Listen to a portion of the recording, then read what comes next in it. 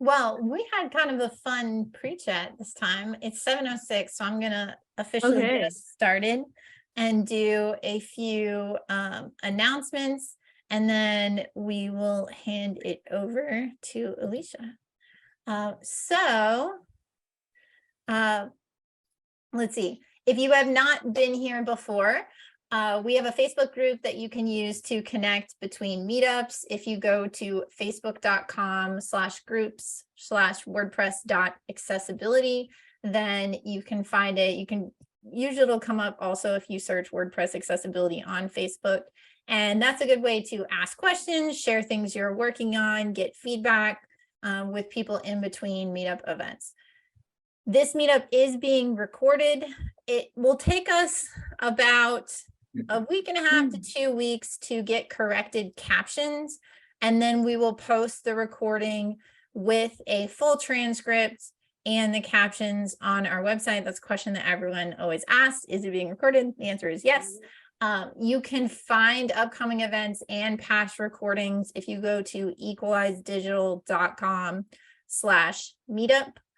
And if you join our email list, which if I've done everything right, then you should get prompted to join it at the end when you leave the meetup. You will also get an email when the recording is available and lists of upcoming events that way as well. The other way to join the email list is to go to equalizedigital.com/focus-state. We are seeking additional sponsors for the meetup. So if you would be interested in helping us to support Meetup, we do rely on sponsors to cover the cost of live captions. Unfortunately, the WordPress Foundation does not have funds for that. So they require either we cover it ourselves or we get sponsors to help us. And we do have some spots available. So please reach out if you'd be interested in helping with that, or your company would. In addition, if you have any other suggestions or there's anything that we can do to make the meetup work better for you, you can reach the organizers, myself and Paula, at meetup@equalizedigital.com. So who am I? I'm Amber Hines. I am the lead organizer of WordPress Accessibility Meetup. I run a company called Equalize Digital. It's a certified B Corp. We focus in WordPress accessibility, and we have a plugin called Equalize Digital Accessibility Checker that audits websites, WordPress websites for accessibility problems and puts reports in the dashboard. This is my shameless plug right now, we are running a Black Friday special. So now through November 30th, you can get a 50% discount on a pro version of Accessibility Checker, but we also have a free version. So if you want to just give it a go on free, you can do that. It's free forever. And you can learn more about that on our website. We also are the live caption sponsor today because we did not have one. So we are also covering live captions. We do have one other sponsor that I want to thank, Empire Caption Solutions. They do all of our post-event captioning and creating the transcript for us so that we can have accurate captions on our recording of the meetup. In addition to doing that, they do audio description, they do ASL interpretation services. They were actually who did, if you attended the WordPress Accessibility Day conference, they did all of the ASL interpretation and the live captions for that event, and they did a phenomenal job. They donate their services to us for the meetup, which we very much appreciate. If you've been before, you've heard me talk about the nightmare that it was for us to try and caption videos ourselves after the fact. So we always encourage people to thank sponsors just to encourage them to continue. So if you're on Twitter, you can find them at Empire Caption. If you want to just shout them out and say thank you, we appreciate that. We have two upcoming events that I want to highlight. The first one is on Thursday, December 1st at 10 a.m. Central. Ryan Bracey from Second Melody will be talking about selling your clients on accessibility. He'll be sharing his slide deck and talking about how he actually talks to clients about accessibility.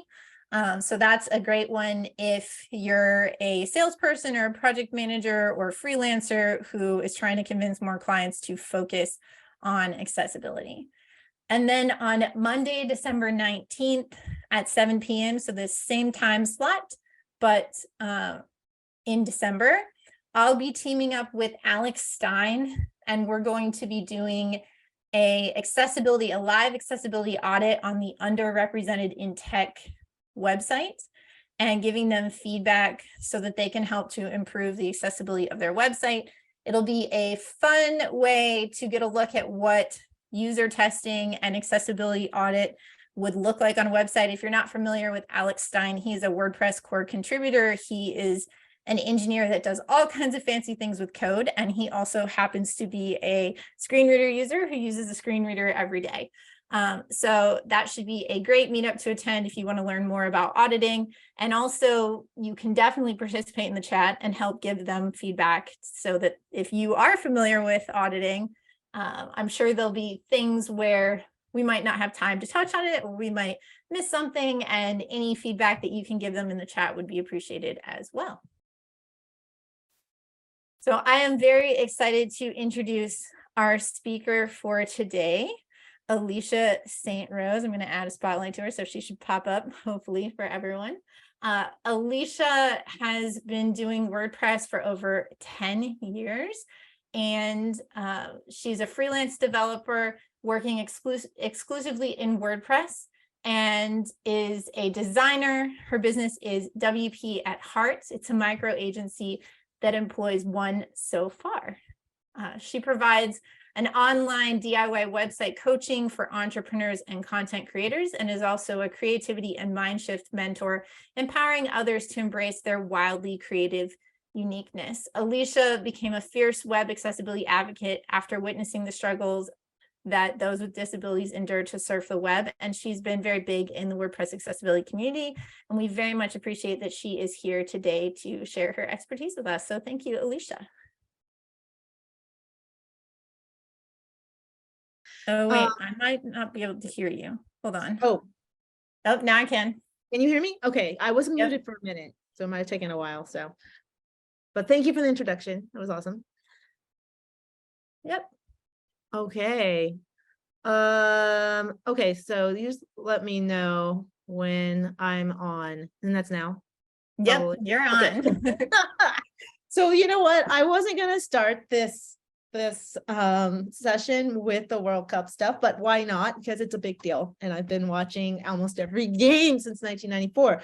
But I had a situation that made me think about what a lot of people with disabilities might have to endure just to simply surf the internet, and mine was just maybe every 4 years. And usually I cover this on how to watch this game without a television, because I don't have one.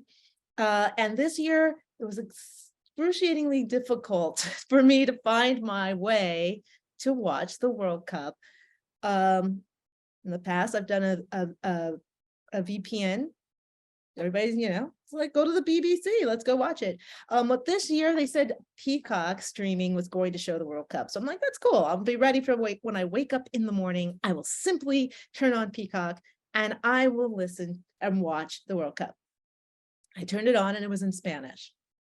So I'm like, looking all over the page, where's the English part? Like, where do I make it go English? And I did a little Google research, and turns out it's never going to be that way on Peacock streaming. And I'm like, my Spanish was good enough that I knew when he was talking about the ball. I knew that word. So I thought, I got to solve this. I've got to solve this. So I spent another couple of hours. I lost some money going into different things that usually didn't show what I wanted to see. And finally, the solution arrived with me streaming Peacock on my iPad, downloading a BBC app on my phone, and then, using the slider really delicately to match the commentator to my iPad so I could watch the game. And it usually takes by the second half that I've got it matched. And as I'm doing this, I'm just thinking, you know what? If I had to go through the internet and for me to just watch something or get access to some content, and I'd have to go through these kind of hoops, I probably would just not do it. And that's usually the case with a lot of people who who have disabilities or temporarily disabled, which it can be worse for them because they don't have the tools. They've never like used tools for years to surf the web. And it's frustrating for people who already do have these assisted technologies to find a website that didn't take them into consideration, and that they're not having a temporary moment, that they're going to have to actually find something else. So I just thought that I would like mention that. And also, if that fix is for anyone else who wants to see the World Cup without paying $64 to YouTube or whatever, that's a fix. Okay. So let me get started here. I'm going to share my screen with my talk, and there's a little bit about what we're going to be doing. The talk's probably going to go a little quick, the slides, because I really want to get into going into a website and kind of doing a few things so you can actually see, because I feel like the accessibility stuff isn't really an esoteric thing where you can just sit and listen and then have it soak in. You really want to do it and then find out how easy it is to actually do it and add little layers on as you go and as you learn. It's not something that should remain giving you that feeling of overwhelm, because I know when you first hear about it and people tell you, and then they'll roll off all these things that are wrong with your website, and then you just throw up your hands and you're like, I don't even want a website. I'm just not going to do that anymore. But it's not like that. These things are easily fixed by simply thinking about them when you put your content in. So let's get started with the slideshow here. And I'm going to share my screen, make sure I got everything. We're gonna go for the slideshow, and I hope, whoops, let me, I'm gonna do this really quick. We're gonna get to the front. There we go. That was not the slide we were supposed to see. Oops is not how we start our shows. Okay, so this talk is be an ally with your content. And what I mean by ally, a lot of people don't realize when they see the capital A and then an 11 and a Y, that is actually the word accessibility. That's kind of a shorthand. And what they've done is they put the A at the beginning, the Y at the end, and there are 11 letters in the middle. So you can actually, you know, if you're talking about it and you don't want to say the word accessibility, or you're writing about it, you can set that up at the beginning. You can say accessibility in parentheses ally, and then you can totally use that shortcut. I also like the fact that it says the word ally, so that you can actually be having an accessible website or an ally website means that you're aiding someone in getting to your content. So this one is, I'm going to show you how a few things that you can do as a content creator that you can fix. So what we'll be covering, what is web accessibility, tips for accessible content. I'm going to move everybody here. Hold on a minute. Okay, tips for accessible content and a few tools and resources. So I'm not sure if you know this, but as a content creator, or even someone who inputs content in a website, you are extremely powerful. You are extremely powerful because you are the gate. And I don't want to put a lot of pressure on you, but you got to take this power. You have to own this power. You are the gate between an accessible website and one that can go off the rails. You really kind of are, because any developer can make the most amazing WordPress site. Everything's completely accessible. They've done all the ARIA labels. They've done everything they need to do, dynamically putting the title into the read more, you know, all that stuff where you don't have to touch it.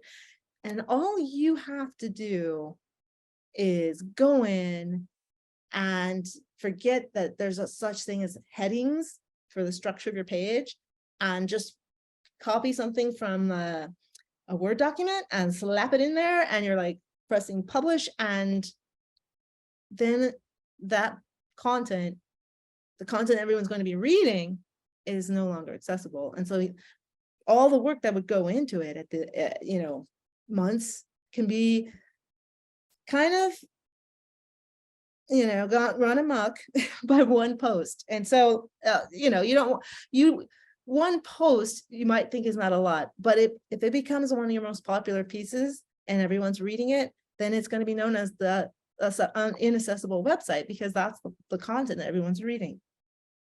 So as a content creator, you can influence, you can inform, you can entertain, and you can totally make a difference. And everyone should have the opportunity to engage with your content.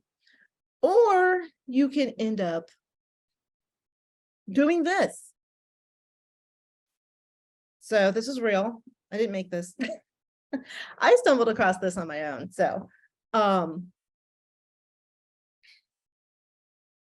that's an oops. So whoever created that page, it was an emergency. There was a festival that had ended and they needed to get a message out, but they also wanted to continue to look cool. So they put this thing in the background and they didn't know about contrast and font and things like that.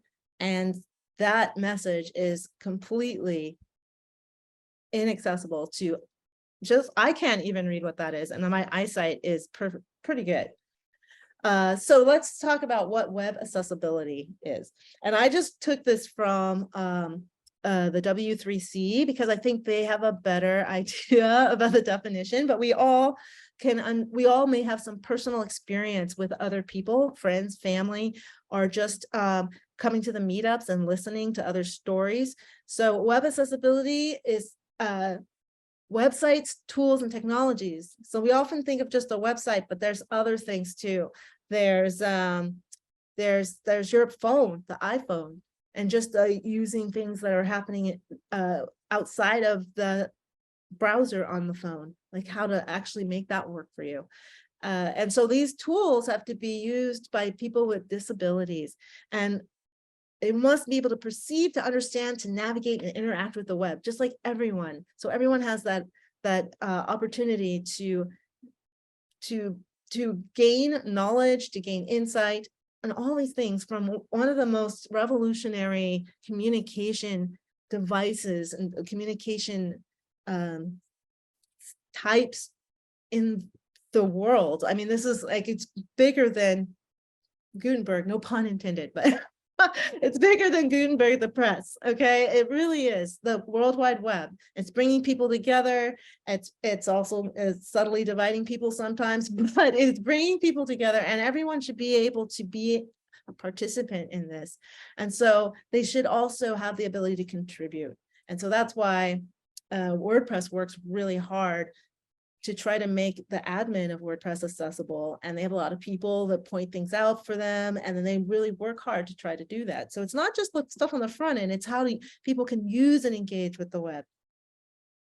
So there's some simple tips for you as a content creator to put your content in, and just simple things just to start, because you'll learn stuff as you go, and you come to these meetups, or you go to a WordCamp and you go to a session, and then someone talks about ARIA and you're like, I've heard of that, but I need to know a little more. That's the kind of stuff you can't get tossed at you in the beginning. So that's why this talk is actually for people who may know nothing at all about web accessibility, or might know intermediate stuff, or may know a lot but just missed a simple thing because they were so focused on the technical aspects. So the key things are heading structure, which a lot of people have heard of, but some people don't really understand what that means. And so we're going to do a little demonstration with a demo site that I kind of like whipped up. Image alt descriptions, which I think is one of the key things, because I think the descriptions and photographs that you have on your website are actually part of your story. And if they're done well, and they can enhance the experience for people who have low vision or no vision at all. Color contrast, proper HTML elements. HTML may look like a scary, nerdy word, but you've been making HTML from the moment you've put anything in a WordPress post, because it's automatically generated for you. And so it's high time you understood some of the things that are happening under the hood, because then you can actually be a little more savvy about the content and what blocks you're going to reach for. avoid using symbols and numbers for words. This is an interesting one because I didn't actually think about it until I saw it. And then after you're exposed to accessibility, you start noticing these things that normally you thought they were cute and they made sense to you. But if someone's using a screen reader and the word for comes up, that's a number. That's not the word for. It's like like the number 4 comes up. You can't use that for 4. So that's, some people are doing that, and that doesn't make sense with a screen reader. And then there's the other one, avoid click here, which is it may sound weird isolated here, but that's how it feels for someone with a screen reader, because they're going to take all the links that you have in the page and put them over to a sidebar, and they're just going to read the links. And so if you have click here throughout your page, it loses its context for someone who wants to just scan that page. So if anything that I want you to have a takeaway here is that when you're creating your content, it might be a good idea to envision someone using the devices. And so for me, what I do is I always imagine if headings and links were pulled out of my content, would it make sense?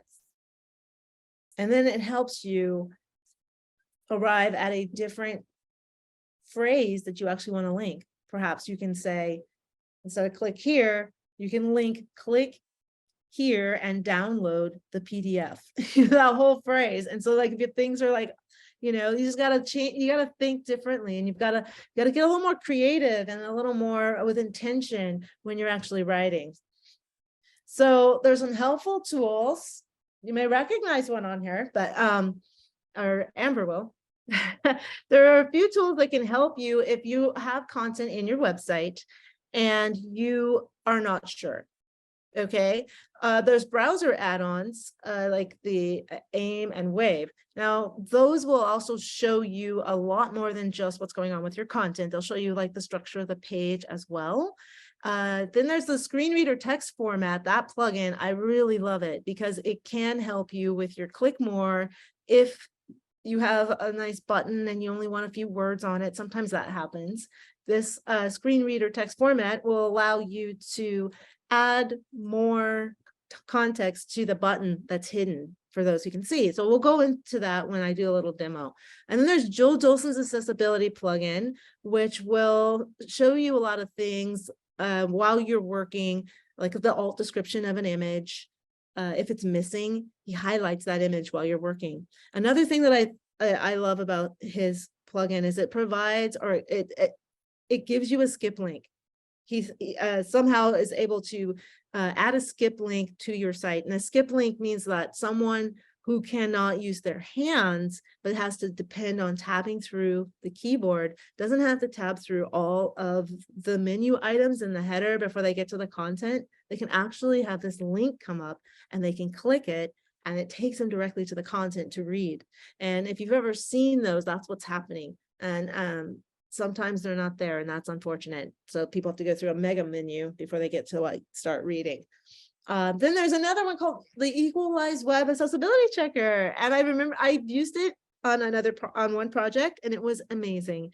And it does, and if we get into the demo, I would like to ask Amber some questions too, because I have both Joe and her plugin in. So I'm kind of interested in whether they play well together, or should we use one or the other.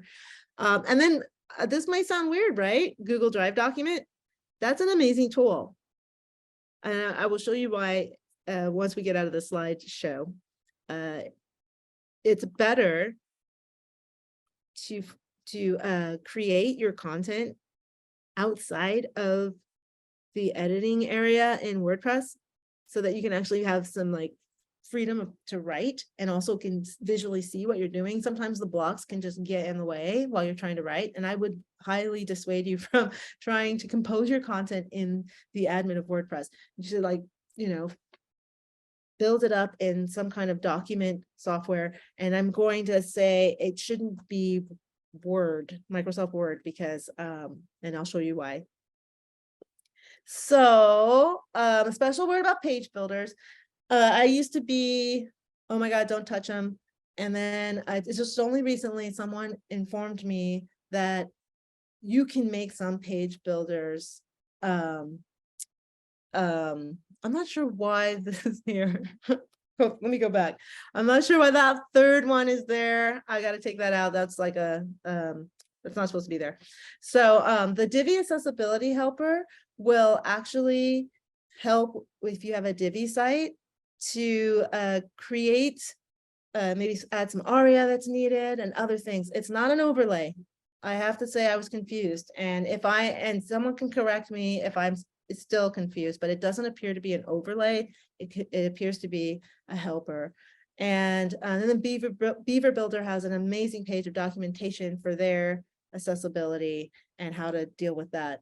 And also, that third one is probably supposed to be, you can talk to your the dev of the page builder that you're actually using, and you can ask them about certain things that didn't appear to be accessible on the theme. And you can actually, you can get some change happening. So I've done that with the Generate Press. And while we're at it, this is my favorite. So Generate Press theme and Generate Blocks. When we were working on the Air Rally, I actually had, and the Air Rally is like a competition that happens once a year in the fall, and they just recently had it. And with that competition, you compete with other teams to make the most accessible website as possible, and then you get awarded at the end as like first, second, or third place. So we use the Generate Press theme as our base, and whenever we came along or across something that I was having a hard time trying to make it accessible, I would go on their forums and they would sometimes give me the code. And in one case, I was told by the developer that he was going to add it to the documentation. So if you find someone, a theme developer or someone or team of people who are working that way and working toward making things accessible, I really appreciate that you are actually reaching out to them so that they know about these things and then they actually make the change. Those are people worth sticking around and working with. And also they're people that you want to promote and also shine the light on.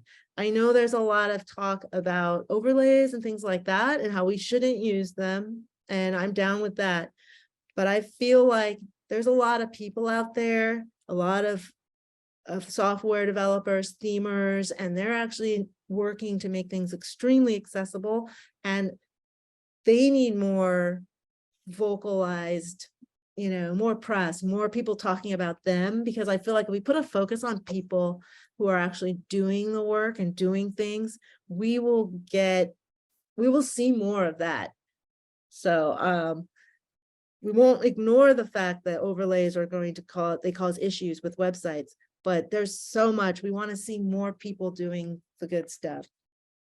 So I'm like, I think this is like my end of the slide here. So we're going to go in, and I have the site that I cooked up. Also, I wanted to let you guys know that you can ask me questions while I'm working on this. It's fine if that's okay with Amber, because it's kind of like a lab, really. So you see this. Yeah, Cool. we have a few right now. Do you want a few right now? Oh yeah, let's go, because that way I can like prepare how I'm gonna attack this. Okay. Okay, so the first one was, do you know how a screen reader reads A11y? What it sounds like on a screen reader? Oh, I don't, but I'm going. Does anybody know that, or is that one of those things where I think it reads A11y. I don't think it reads 11. But it definitely wouldn't read it like Ali, like the way you're pronouncing. Oh, I know, huh? Because you know how if you try to type WordPress with a small p, like I don't know if they got rid of this, but you couldn't do it. WordPress would the screen reader wouldn't read it properly. Well, no, like WordPress would automatically in the code make it a capital P. Like you could try to type it in your content. So I was wondering if like the screen readers had like come together and say, when we see A11y, we're just going to like read out accessibility.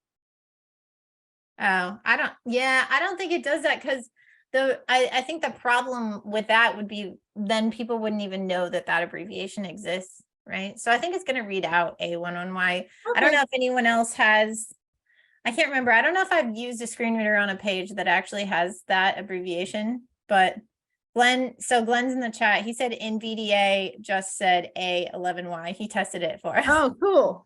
So I Okay. guess it does say 11. Yeah, and that's like the Yeah. alley thing. That's me. I just like doing that. But I've actually heard a lot of people say A11y, even without screen readers. I mean, that's the way I pronounce it when I see Yeah. it. It's A11y. And I just actually say accessibility when I see it because it's like shorthand.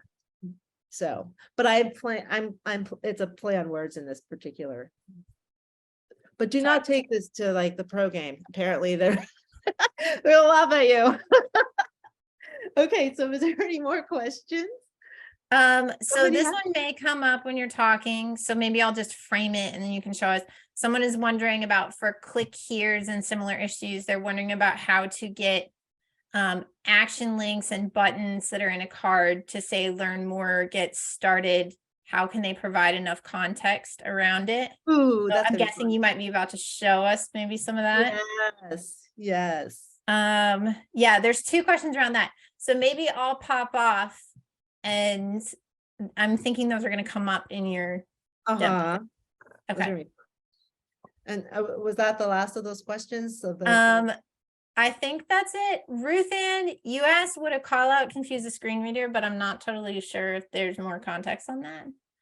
So maybe type if there's some extra context because I'm not totally sure I understand that question. Call to action or something. You might be meaning call to action. Okay, so I'm gonna stop the share and I'm gonna actually it wasn't the share that I wanted to stop. It was the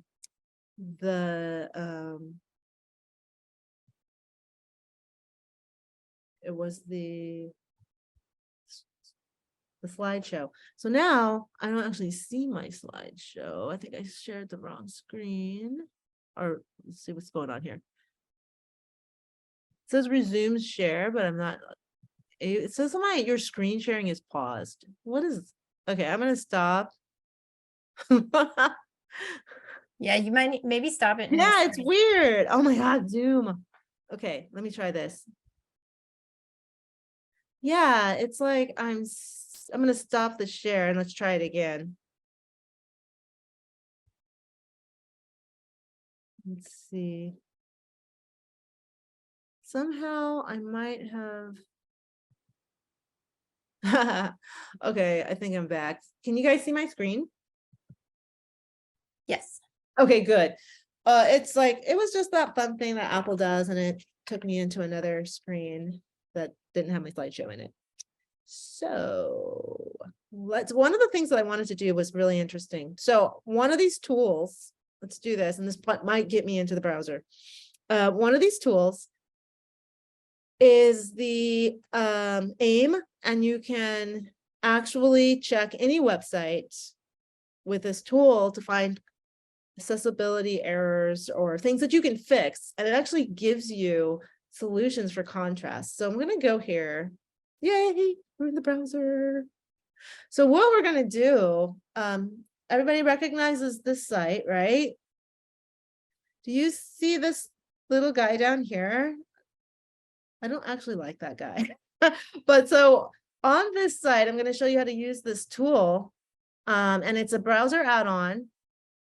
And I'm using it in Chrome, and this is what the icon looks like. And what I like to do is I'll come in and I'll hit this hamburger over here, and I'll do the fast pass.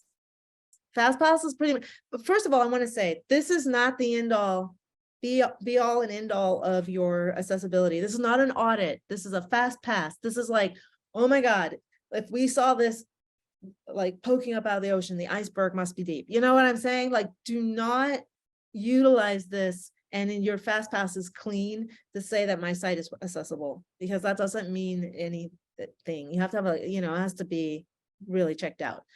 So I'm going to check in on this one with these guys, and they have an overlay. So that's just saying overlay should fix everything.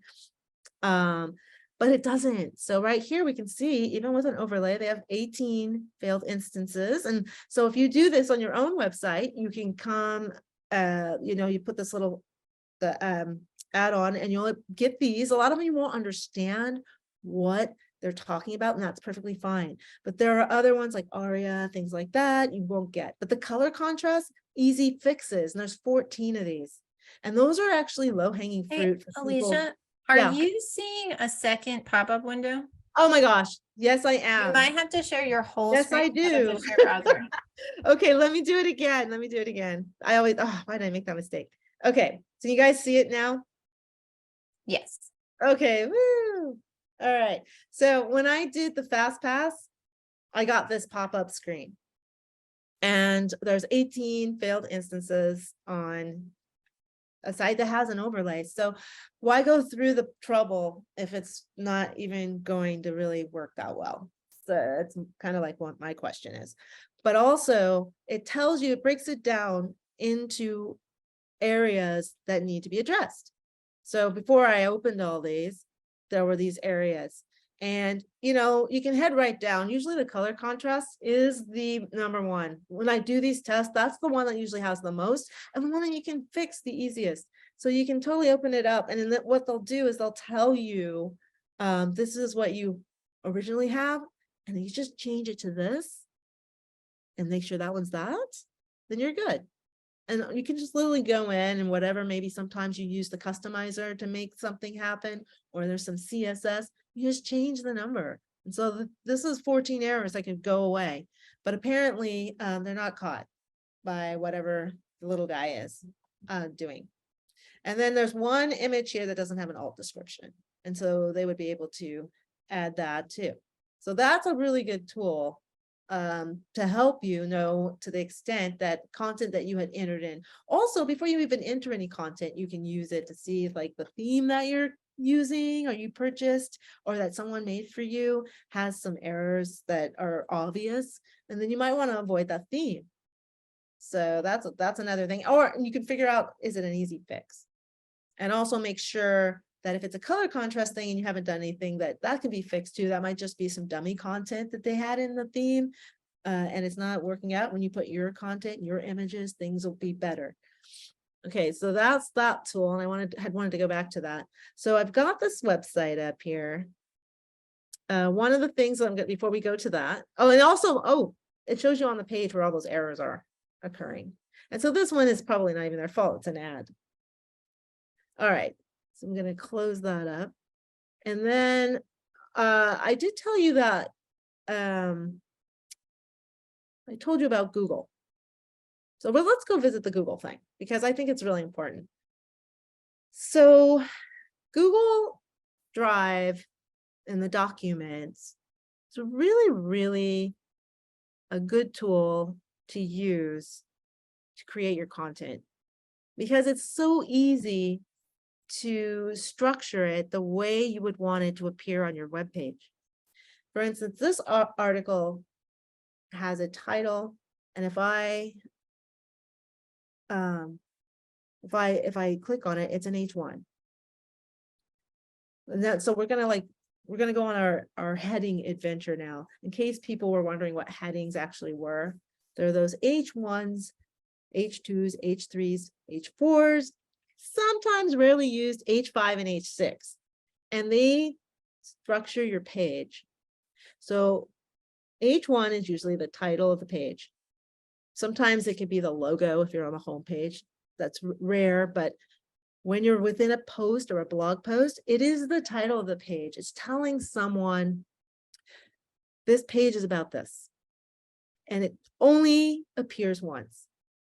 There should never be two H1s on a page because then they're competing with what's the page about. So once you have decided what the title of that page is, that's the H1. Then you start breaking the page up into different subject or sub-subjects. So if I click on this, I can see that it's an H2 because I know that I'm structuring my page now. So I'm chosen heading 2. And this is, now we're breaking the content up. Wirecat's so special. And then there are reasons that they're special. And each reason is now sub content under why are cats so cool, the reasons why I love them. And so if I click this, then I have an H3. Okay, so this whole thing is is totally formatted perfectly. And not only that, you can check over here and Google will do the outline for you. So if I started putting subs under here, like for instance, this was like an H4, and I typed in they go everywhere. You can see that now that Google has put this like the outline here underneath here, there's another sub, and it's going to keep nesting like this. And so now you've got like this visual without having to worry about blocks and all that jazz, and icons and things that when you're putting the content in, you're like, I'm not sure if I'm even in the right container. You have this. And then there's some magic. We're going to take this out because it's not part of the thing. Then this is the special sauce. Okay, so I'm going to copy this whole document, and I'm going to go over to Hello World, and we're going to change the title. I'm just going to take that out of there. Oops.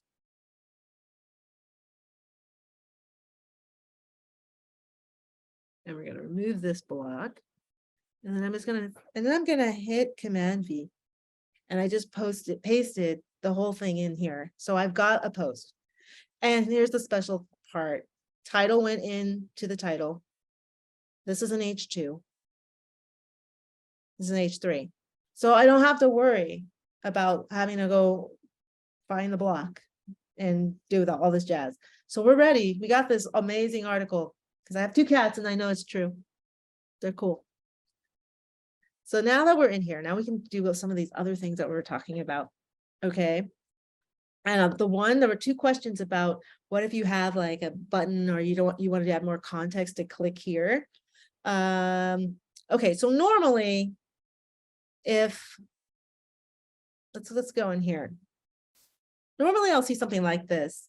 To read the free guide about awesome cats, click here. That's what most people do, and they'll just do this number right here and they'll put a link. And for now we'll just put HTTP, I know this exists somewhere, cats.com. So let's do that, and it turns into a link. And it's not going to be helpful, right?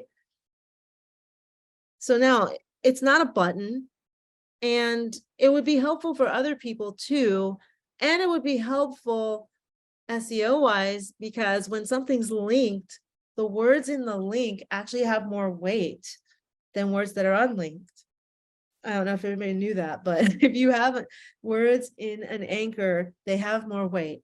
So instead of saying click here, I would put to read free guide about awesome cats, to read the free guide about awesome cats. I would change this to the whole thing.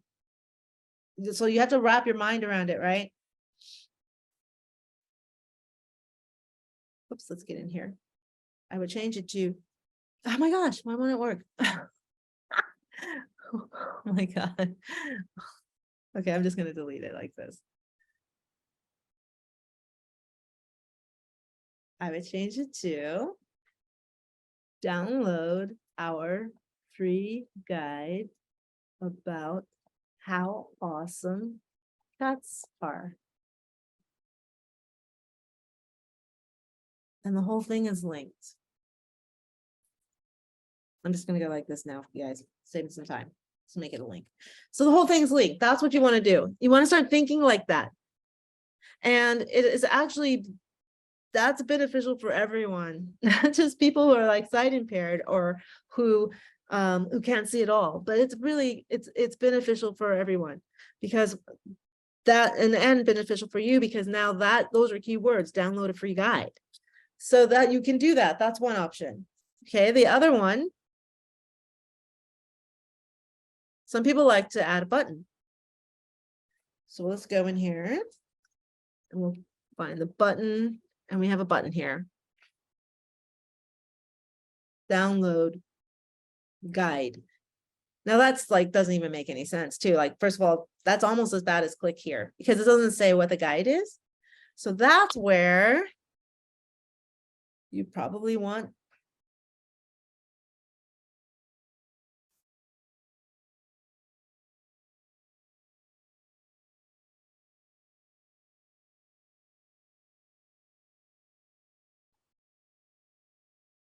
Okay, so this is where I'm going to introduce you to the screen reader text format.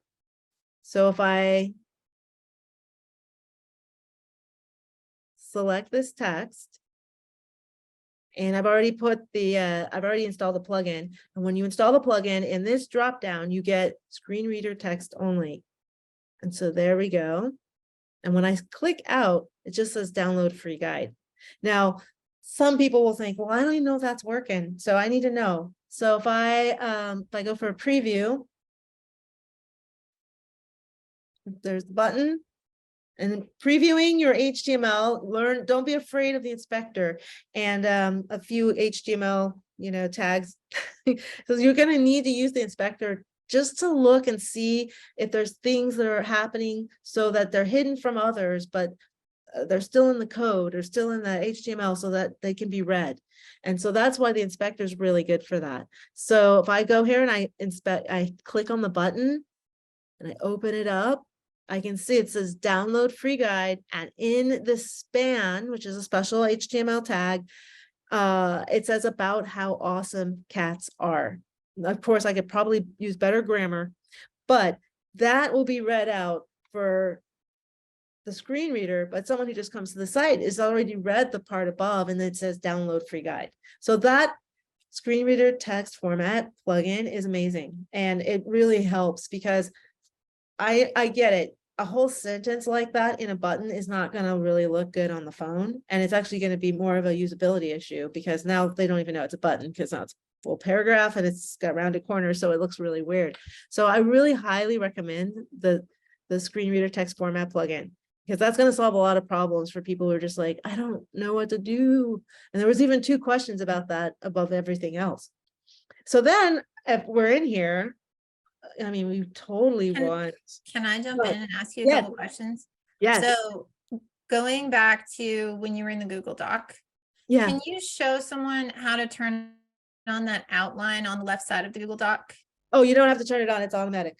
Well, I think by default, it might actually have that left arrow click. Oh, you mean like this? Okay. Yeah, so you don't Oh, you see mean that. like, okay, reveal it. Okay. Yeah. Yeah. So someone was asking how you got that. Yeah, I have to save Google. That's mystery meat. That's like, really, like some of these icons are like hieroglyphics. And I mean, there'll be a time when humanity understands what they all mean, but we're still straddling, print and web. And so we still kind of sometimes need words. But yes, that's where it is. It's right here. And you open it up. All right. On Is the there another left. question regarding the Google stuff? I think that was the only thing about the Google stuff. Someone had a comment, which I think you answered, but just to make sure, they're saying, wouldn't it be as powerful to put the link on just the free guide on amazing cats or whatever without including download R in the link to reduce some of the screen reader chatter? Well, actually, I would have to say it would be better to have the words download, because then they won't be pleasantly surprised when some download starts coming into their computer. Always put words download for everybody. If there's going to be a download link, the word download needs to be there, because I've clicked links before and I thought I was going to read it online and something downloaded on my computer and I was like freaked out because I didn't know what it was. So if something's going to download, make sure you put those words download. And to be honest, there's a I don't have it here, but there is a universal symbol with a box and an arrow kind of pointing out of the box that should actually accompany anything that's a PDF that's going to downloadable thing that comes on your computer, because people will see that and go, oh, if I click that, something's going to download. Mhm.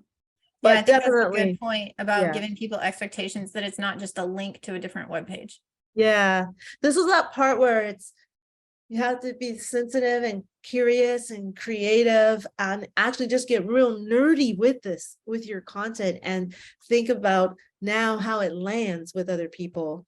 A lot of people, I know people who just, we need to put this thing up tonight, and they just write something in the admin, press submit, and they don't even go to the front of the website to look and see if it published. And so those days are over, people. You gotta go in. You should always check your work. So it's like, especially if you want to look at it on a tablet and a phone, just because of blocks and WordPress working on blocks and things like that does not mean that the phone, it looks okay on the phone. You might have to do a little jiggling around and stuff. So okay, I can't remember what we were doing. Okay. The other thing, I might want to put a picture in here. So let's see. I'm going to put my picture here. So if I insert after, add an image, the media library, I just stuffed it full of my cats, my boys. One of my favorite ones. So when you're going for an image, I know that the impulse is to just throw it in there, and I'll put the alt text later. I've trained myself that an image has 2 steps, the image and then the alt description. So you can put the alt description in the media library, and that's a cool place to put it so that if you grab the image again, it's already got an alt description. But also remember, if you're grabbing it again and it's going to be used in a different context, then you might want to, while you're putting the image in the post, change it post specifically. Like you can do that when you're putting alt descriptions. When you're putting photos into post, you can actually change the alt description in that spot. And I can show you. So I would put here, brown kitten with a raised paw lying in a blanket.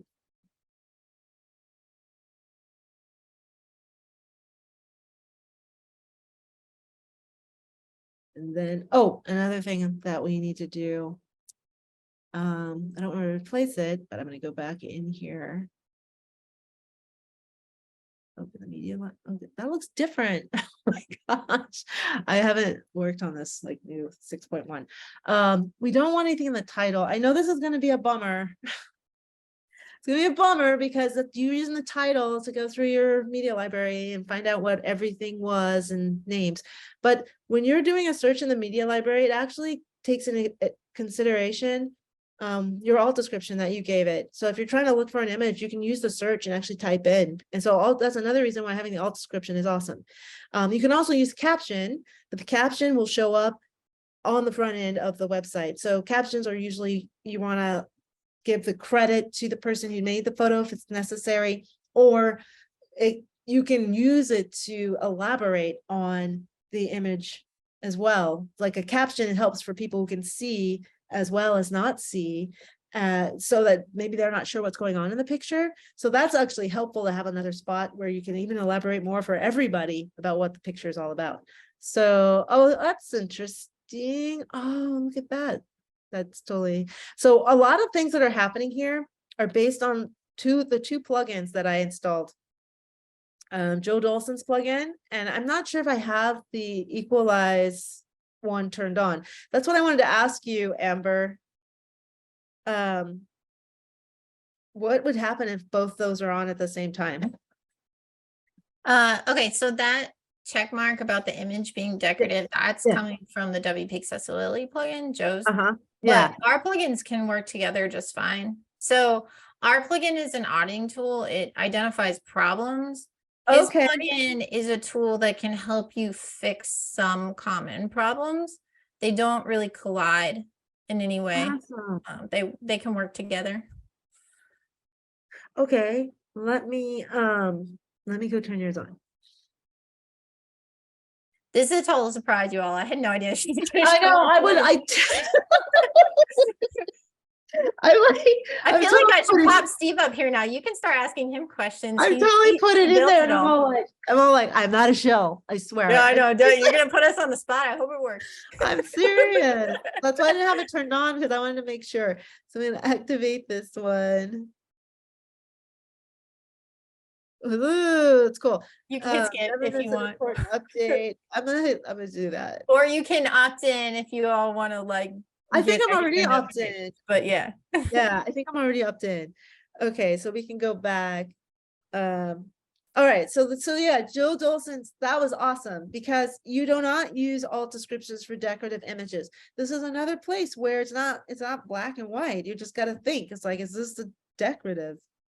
Is it doing anything, or is it like an icon? Sometimes people add icons, they have to get them from their media library. A lot of times the icons are in CSS, so you don't have to do anything. But if you have an icon, you don't have to go icon of the blah blah blah, because it's not important. Most of us who see don't even pay attention to those icons. So you just really want to make sure that if it's important to the mood or to the story, or yeah, because I mean, if you're trying to get like a response from somebody by having it, it's a funny, it's a punchline or something like that, you've got to put everybody in on that scene, and you just got to be really creative when you do it. So this is where I was talking about, you could change it if you wanted to. So I can come in here when I have this selected, I can actually change this to be something else, but it will not change it in the media library. That's at least how it worked before 6.1. So hopefully it still works that way. So there's that. And the other thing I talked about was the proper HTML elements. So every time when we go back to this, we look, this is all the HTML that the post generated just by putting it in there. So you're writing HTML by accident, but it has to be proper HTML. Here's the kicker for this whole accessibility thing. This is the kicker, you guys, and this is like really a big aha moment for me. If someone codes a website to standard HTML5 and does it impeccably, it is automatically an accessible website, because somebody created assistive technology to actually read HTML websites, okay? So when a site is not accessible, someone did something to it to make it not accessible. They either did some fancy JavaScript thing, or they drag things around with a WYSIWYG dragger or something, like drag and drop, and they just dropped things all over the page because they didn't realize underneath the hood what was going on. So almost 100%, if someone can, if they have other examples, it's something added to the website that made it not accessible. Like weird accordion menus, other kind of UI patterns and things like that. And when JavaScript shows up, that usually has an issue with it too, because it's just like they're trying to do things that are magical and cool, and the challenge is trying to do those and not leave anyone out, because you can, because there's some amazing websites. PayPal, by the way, is just amazing. If you guys have visited it lately, it is doing a stunning job of an accessible website. Okay, so when we come in, so like, when it says paragraph and has that really cool fancy thing like this that you see on your word processor, it's really just a paragraph tag in HTML. It'd be kind of cool that to teach people HTML, that instead of having these, that it was actually a paragraph tag that like you knew. And then when you went over to look in this area, you can go, well, that's the paragraph tag, because I know that's what they said I did. So anyway, it would behoove people to learn just a little bit of HTML as you go, and you can see what's going on, because you can go over here and edit as HTML, and you can actually see that there's the tags. So you can do that. I'm not sure I can do that with a picture. Yes, I can. In the picture, I can see that they've wrapped it in something called figure. And then there's the image tag. And, a lot of this stuff is like, beyond, because people aren't coding. They really just want to write. But I challenge you to learn a little HTML. It will empower you, and you will be able to, like, if you see something that's weird, sometimes even in the page builders, you're allowed to get to the HTML, and you can fix those things yourself that the page builder can't actually fix for you. I think it's worth mentioning that, so you're using all core blocks that come in WordPress, Yeah. and these are all highly tested to make sure that they're using proper HTML. Mhm. I think more where people get in trouble is when they start using like third-party block libraries or some of the different page builders, and those are not tested super thoroughly. And so that's really where some of those problems can come in. Like links that aren't actually, or buttons that aren't actually buttons, they're like a div or a span that has JavaScript added onto it. Yeah. Yeah. Yeah. And it's also the user as well, because sometimes, so sometimes when you know a little bit of the geeky stuff, you know what to look for when you grab one of these tools. For instance, if you knew like a little subtle things, like if you put CSS in a customizer, like maybe someone told you you need to change the color, so you need to put this color colon thing, like CSS, okay, at that point you know it. You only know that much, but you know it. So once you've used a customizer and you hit another app or some other kind of theme that comes in, and you want to change something like that, then you start looking for that. You start looking for the place where I put my custom CSS. And so when you learn some HTML, you start looking for the place where, is there a place where I can actually edit the HTML? Because I want to be able to get to that. And if this is a great tool, then it's a tool where I can drag things around, but when I need to, I can get to the HTML. Those should be like qualifications for a tool. Like you should never have a tool where you can't access CSS, and then you have to write somebody about this tool, and then they say, oh, we may be fixing that in the next update, otherwise forget it. That's it. You can't just like say, all right, well, I'll just wait for you, because while you're waiting, your site's vulnerable. It's time to just move on to something else. But you don't know what you don't know. So a lot of people are using like Wix and Squarespace, and they don't realize that every time they drag something into that area, the canvas to build, that they're writing this really horrific HTML. And that's why, like I said, you're powerful. The content creator is the most powerful person. They can bring a site down to the ground. They really can. And there's been many times when I've let a site go out and it's kind of like you when you have like a shelter and you let a cat go to a family and you go check on it, and you're like, oh no, what are you doing? And so I've had to like go back and then give them like some tips and some things. And that's the other thing. Everybody needs tips. So if you're if you're a developer and you have clients and you don't want to have to be there every time they need you to add content or something, because it is a content management system and they're supposed to be able to do it, you might want to make a small little tip sheet or something and show them how to do these things, because they're the gate for this accessibility. They really are. Unless you're putting the content in for them. You had a question about why did you remove the title on the image? Oh, thank you, because I did not explain that. So if we go back to this image, we have to replace, we'll go to the media library. So the screen reader reads the alt description, the title, and the caption. But sometimes it doesn't read the title. And sometimes it does, but it always reads the alt text. It always reads the alt text. And it will always read the caption. And if it always read the title, then it'd be cool. You maybe even add more context to the image with the title, but it doesn't. And then what I see a lot of is just the name of the file in there. And so if they have a screen reader that does read it, they're going to get like DC 5000, whatever, blah, blah, blah. Or they'll put exactly the same thing in here and put it in the title. So then they'll get it read twice. So remember I said earlier, as you're doing content and putting images and whatever, think of the reception of that. Think of the comfort level. I guess what it's, I've moved on from, like the basic accessibility to comfortable accessibility. Like, yeah, it'd be great. You could put a title in there, but does somebody want to go through a whole gallery and hear everything twice? And sometimes you have to check your HTML for that gallery plugin that you got, and then look and see if they're dynamically putting the name of the image in the title space.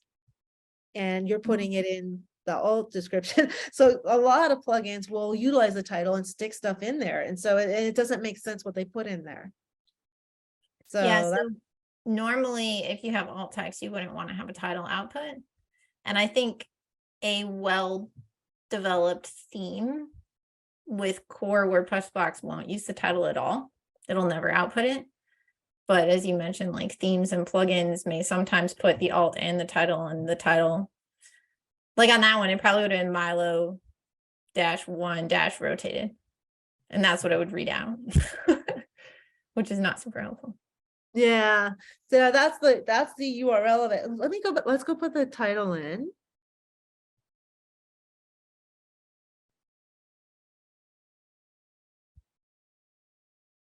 Actually, I'm gonna put exactly the same thing because that's usually what people do. They're just like, I'm gonna cover it all. So I'm gonna put that in, and I just want to see what happens when we look at the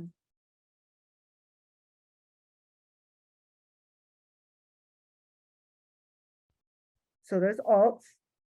Oh, there it is. Yeah, the title's not here. Yeah, so I don't think that, so the core blocks don't do it. Oh, okay. That is so good to know, because somebody's gonna be very Steve, happy about that. I'm throwing you in the mix. Do you know, like most core blocks don't do this, right? It's Right. just third-party plugins or themes or what? Okay, well, let's try this. It's to maintain backwards compatibility. Wait, That's why it's still there, is to maintain backwards compatibility. So the title field has been there for, many years. So there could be any number of plugins that are built that utilize that in some fashion. Got it. So here, let's try this. I mean, I have seen though, like I'm pretty sure Beaver Builder is one where it puts the alt and the title, which is actually incorrect. Right. But that's like a Beaver Builder problem. Yeah. Well, and even some sliders will use that title as like the title for the slider. Yeah, there's the fancy box pop-up. I actually spent several hours. This is high level geek. I spent a lot of time. Actually, no, I'm sorry. It was the gallery field for advanced custom fields. I spent a lot of time having the title not be the caption or something. It was just the weirdest thing, like sometimes they'll use the title as the caption on the pop-up. Not the caption. So I actually made that work. So let's grab, this is generate press. So let's grab it. So Oscar 1, let's leave that. Like kitten with a white patch, with a white tummy patch on sleeping on a couch. Okay. I'm just curious to see.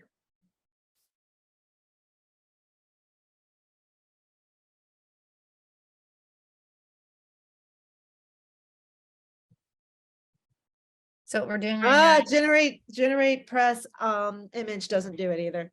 Oh, yes, it does. Title. Where? Do you see it? -1. Oh, I forgot. That's right. We didn't do the same. Oh, yep, it does. Oh, yeah. So if you want to use generate press, well, I'll have to write them. But that would be considered incorrect, right, Steve? Exactly. So what you have to do, if I'm I going think to so. use this one, I'd have to take the title out.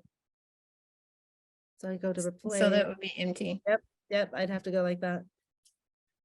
Because if I type the whole thing, I forgot to put I didn't put the whole thing in there. So I'm gonna write them. That's what you do. That's what you do, people. That's what you do. Do you know how many people wrote meetup.com? There was a newspaper article about it. So I feel like that's a good circle back to a question that someone had at the beginning when you were talking about Meetup, and someone said, aren't overlays for assisting the visitor, not making the site accessible? And I don't know if you want to answer what your thoughts are on that. Oh, I'm I sure would, Steve might okay. have some thoughts too about what an overlay is. Okay. Okay. So remember how I said that that HTML coded properly, which isn't difficult. There's a lot of books out there, fun books to learn HTML. Okay. It's almost like doing crossword puzzles. It's like a coding language. That's not that difficult. If it's done properly, then an assistive technology will be reading that. And that's what it's looking for. That's what it's looking for. It's looking for properly coded HTML. So when an overlay is added, it's usually because that's not happening on the website. They've been alerted or they've been sought out by the company that does this, that you got issues and we got this plugin and we're just going to stick it on there and it's going to use artificial intelligence to fix a lot of the things on your website. So some of the things it does fix, and it does an amazing job at doing that. But that's not what you're looking for. Like, you're not looking for like half the fix or 75% of the fix. So when I told you also about images and the context and how I might want to change the alt description based on where I stick this image throughout the site so that I can actually make this an experience that I want to share the way I've shared it with everyone who can see. I want to share it with everyone else who might have those issues. And I don't want to just like point out that accessibility on the web is for people who can't see or have site issues. There's a lot of other things, captions on videos, you know, being able to tab through. There's just so much.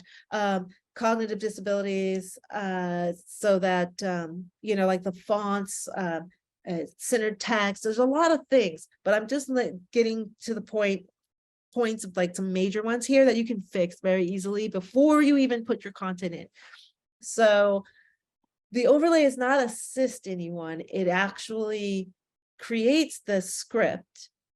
And as soon as some of them actually recognize that assisted technologies is being used. So that's actually a violation of someone's privacy right there, because people don't want to have to go announce, I'm using assistive technology on this website, and then all of a sudden some JavaScript kicks in. Okay. And there's an interesting article in the New York Times by a young man who was visiting a ham radio website where he was purchasing ham radios, and he was able to get by with the HTML. Maybe the layout looked weird for everybody else. It may have been like a really ugly website, but the way it was for him, he got through it. He could get by. It wasn't the best. Then one of these overlays came on and he can't get through at all because the overlay kind of even shuffles things around, because it's got to look like this, or this has got to come over here, and we're going to do this. And it does things like that. So this guy now cannot access that site because something's happening with the HTML and moving things around because artificial intelligence thinks it knows better. And that's really what's happening with these overlays. And also a friend of mine pointed out, she didn't know what they were. And I showed her, and that thing popped out. And she said, she thought that it was actually insulting. She's like, why would I have to need that to actually do the website? That's kind of like, it's like giving me training wheels or something. Like I need something, instead of really just a properly like coded website is all that they really need. It's like you don't want to go into the hospital and have like the neurosurgeon not know proper medical procedure. You know what I mean? Like there are other things people expect people to do it right. And when it comes to the web, they're just going to run off to Wix and throw something up. And so that we've got to get out of that mentality. This is a serious business here. And not only does it make or break for accessibility, it makes or break for SEO, for privacy issues. There's so much that you have to consider when you're on the web, that I'm shocked that, you know, that it's a shocking amount of information, a shocking amount of considerations, and they're all moving parts. And so is that my answer for overlays? I know it meandered, but that's my answer. Yeah. So, and if I said anything that was inaccurate, somebody can like totally help me, because I don't want to. I mean, I think the overlay companies say they're for making the website accessible, but as you said, they don't really. But They they get do. in the way. Yeah. Yeah. And as you saw, we just went on Meetup. They have an overlay and they still have 19 errors on there, 18 errors on their website. Here's a totally different question. I'm going to throw a few questions at you now. Okay. Steve, do you want to stay up? I don't know if you want to, in case Steve has, in case you get something, or whether. I'm good to go. All right. So someone was asking, can you expand on what is wrong with centered text? Oh, okay. Okay, let's do it.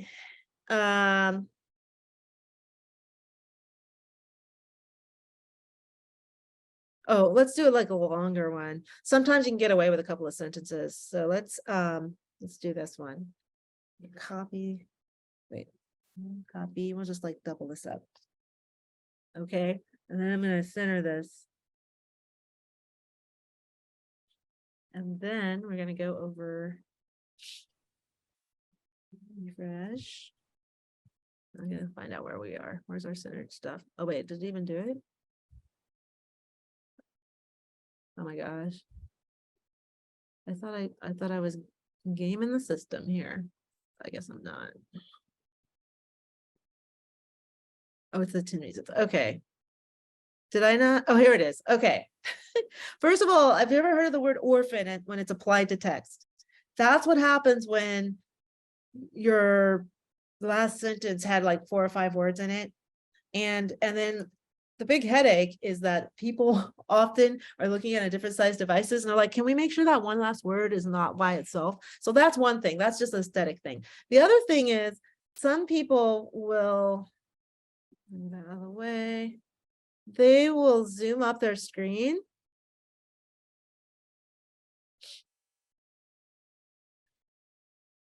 Where's our center? I don't even know where it is.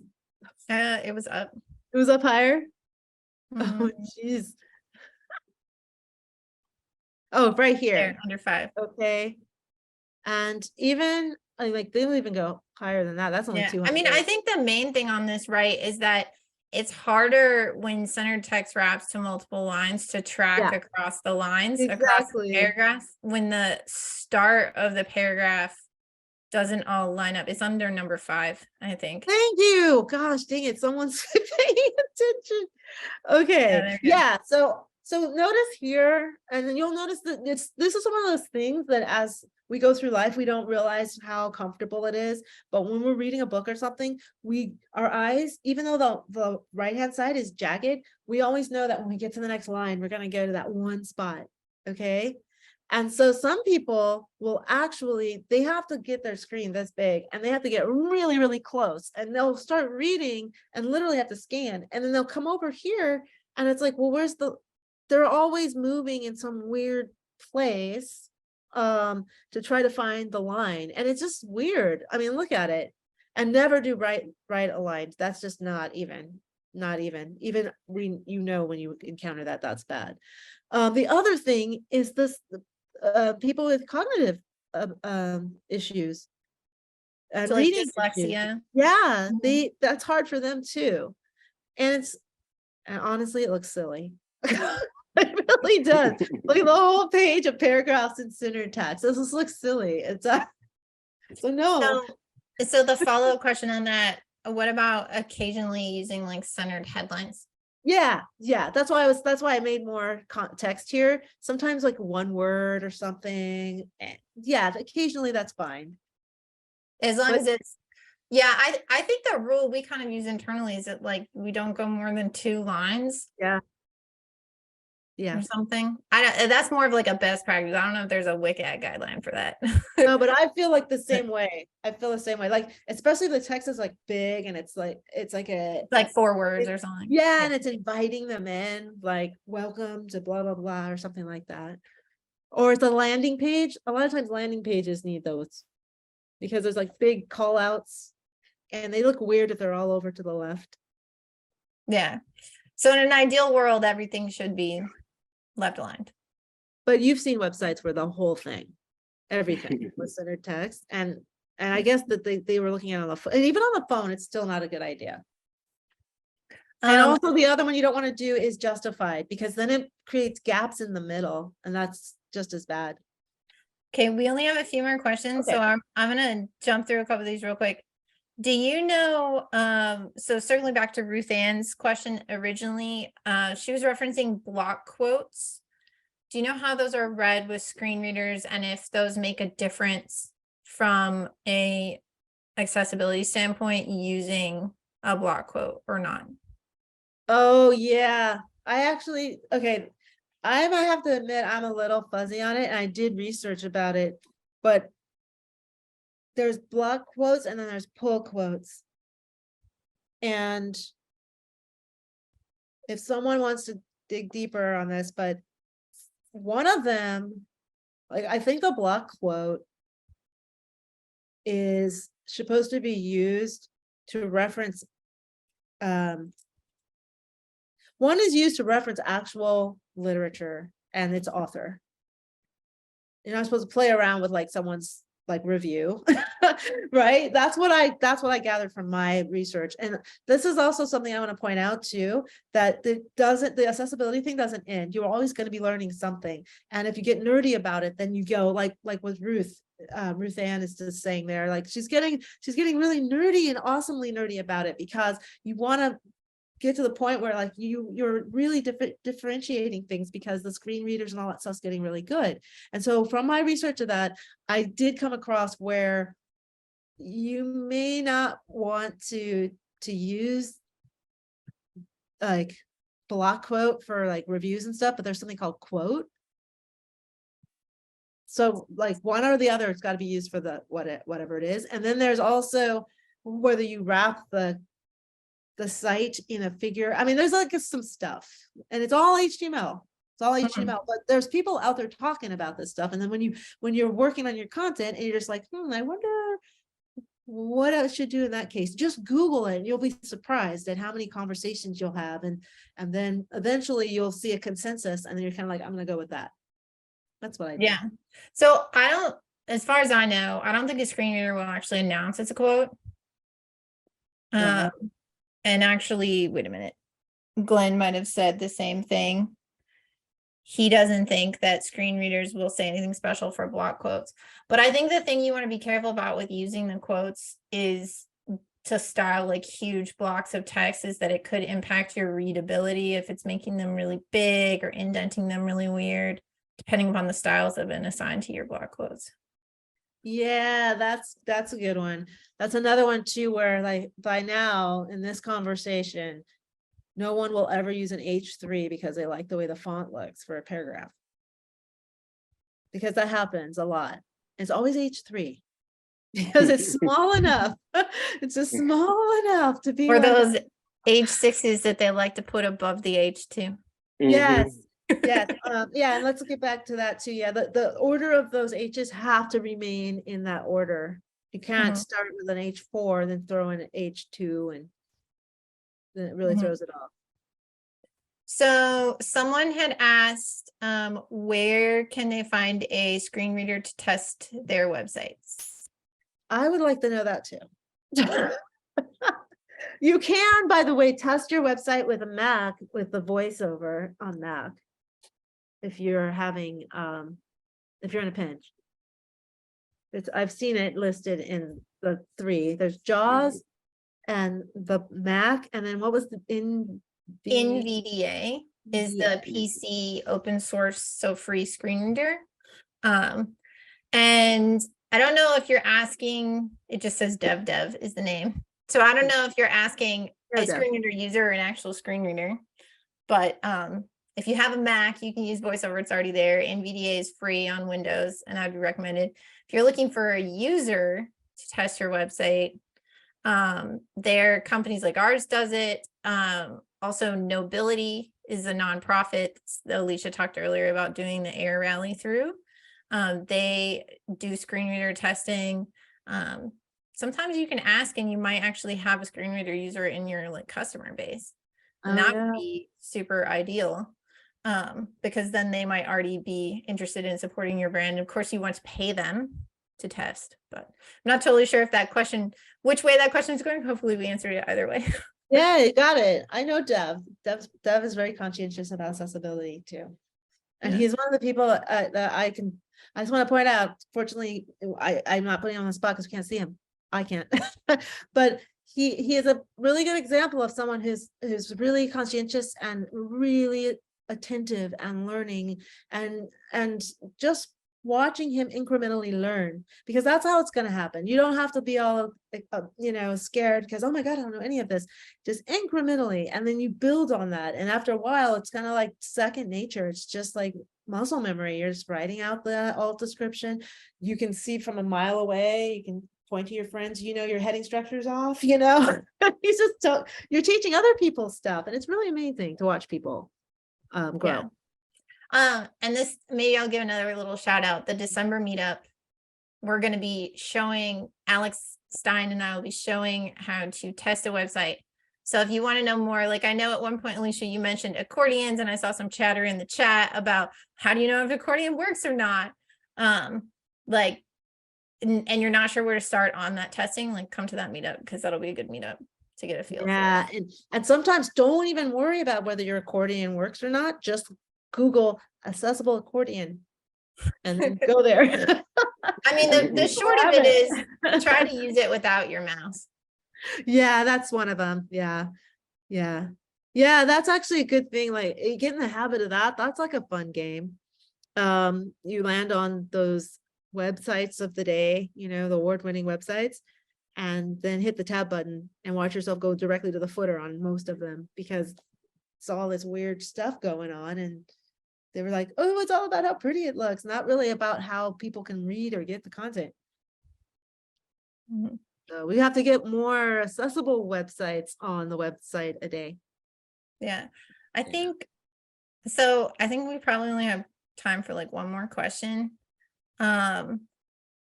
Someone asked, do you have recommendations for headers versus footers? Where is the best place to put page numbers? So things like 1 of 5, 2 of 5. And maybe that would apply to a web page. It does. It's the page nav. Pagination. Yeah, the pagination. So when I sometimes put it on top and bottom, the both, because just as a usability issue too, like once you scroll on the bottom and it was at the top, that's like, and I hate when you scroll to the top and it's at the bottom. So you can put it in both places. Yeah, I think. Oh, go ahead, Steve. Yeah, I think an important thing to understand about those a little bit too, it's putting more context to what those numbers mean as well. So if it says 1 of 5, you might want to put some screen reader text in there, say, 1 post or 1 page, whatever you're outputting of 5 pages, just to add a little more context to what that is.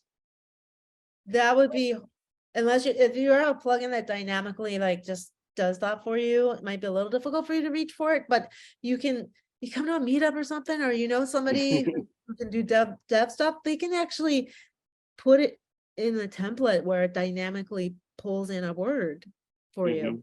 Like that stuff is, it's what you don't know kind of thing. Some of this stuff's really easy if you just get somebody to put a little piece of code in a template for you, and then it's fixed. Yeah. Well, cool.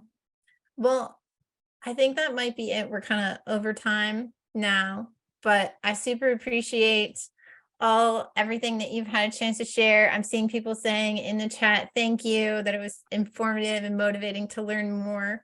And I really appreciated you just talking about it as being sort of a journey and learning things and trying things and not being afraid to get in and inspect and all of that. So I think that's been great.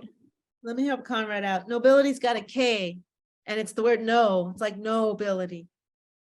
Oh, yep. Sorry. KNOWBILITY.org should be their website because they're a nonprofit. So, yep. Well, thank you so much, Alicia. Where can people get a hold of you if they want to follow up? Are you on the social medias anywhere these days? Oh my gosh, I have so much cool. Okay, so I'm on LinkedIn as Alicia St Rose. I'm on Twitter as long as before it implodes. I'm on there as Intrepid Realist. I also have a meetup second and fourth Wednesday. We're not doing it this time because of Thanksgiving. It's called the South Central Coast WordPress Adventure Group, and I, with a group of wonderful, fabulous WordPress people, we Meetup hop. There's so many, and there's so much education coming from there, and so much amazing. Just jump into the Meetup stuff, you guys, because there's so much to learn and so many people willing to share. It's a lot of really cool stuff. Awesome. Well, thank you so much. And thank you, Steve, for jumping in. And turned out no one exploded at my house. Oh my So God, I was able to yeah. stay the whole time. I mean, I'll go out there and I'll see. Hopefully they're all still alive. Yeah. You guys save the chat. Someone posted all the meetups that we go around in. Oh yeah, awesome. There's a huge list. Are these all virtual meetups? They're all Yes, on Zoom? yes. And we're like, seriously, you will see the usual. It's like coming to Cheers. Oh man, I need to start attending more of these. I didn't realize they were all on Zoom. That's awesome. So, well, cool. So thank you, everybody. Quick reminder, join our email list if you have not joined our email list so that you can get notified when this recap is available, and also find out about upcoming meetups. If you are interested in trying our plugin, we have a 50% off now through the 30th. And we're going to say goodbye, and we're going to sit here quietly for about 60 seconds to give our transcript time to catch up. So if anyone was relying on the transcript, we'll have it, but you don't have to hang out and watch us smile and wave for 60 seconds if you don't want to. So thanks, everybody.